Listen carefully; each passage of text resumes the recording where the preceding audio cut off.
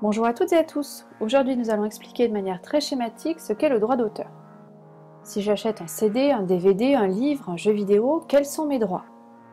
J'en suis le propriétaire, mais je ne détiens que l'objet, et d'autres personnes ont également des droits, et en particulier l'auteur.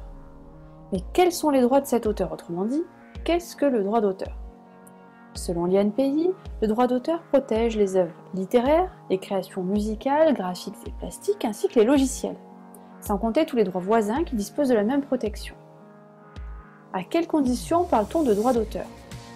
Il faut une œuvre, un auteur et une antériorité. Revenons sur ces conditions. Une œuvre de l'esprit est protégée quel que soit son genre, littéraire, musical ou artistique, sa forme d'expression, orale ou écrite, sa destination, que cette œuvre soit utilitaire ou simplement artistique, et son mérite, c'est-à-dire quel que soit le talent de son auteur. Sont donc seulement exclus les idées ou les concepts. Il faut également un auteur, autrement dit une personne physique, qui crée une œuvre de l'esprit. Et il faut enfin une antériorité, c'est-à-dire qu'il faut que l'œuvre soit originale. Attention, sur ce dernier point, le droit d'auteur s'acquiert sans qu'il soit nécessaire d'accomplir la moindre formalité. Néanmoins, il faudra penser à se ménager la preuve de cette antériorité.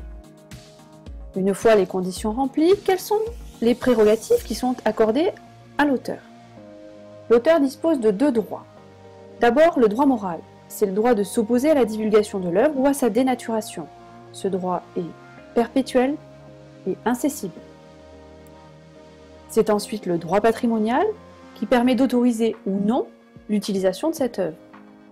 Lorsque l'œuvre sera utilisée, l'auteur pourra percevoir une contrepartie à cette utilisation, contrepartie financière bien évidemment.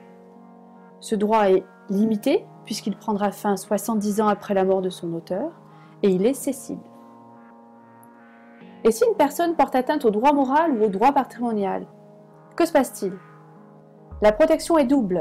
D'abord, sur le plan pénal, la protection du droit d'auteur est assurée par le délit de contrefaçon. Sur le plan civil, l'auteur pourra obtenir réparation à travers des dommages et intérêts. Voilà pour cette explication rapide du droit d'auteur. Merci de votre attention et à bientôt.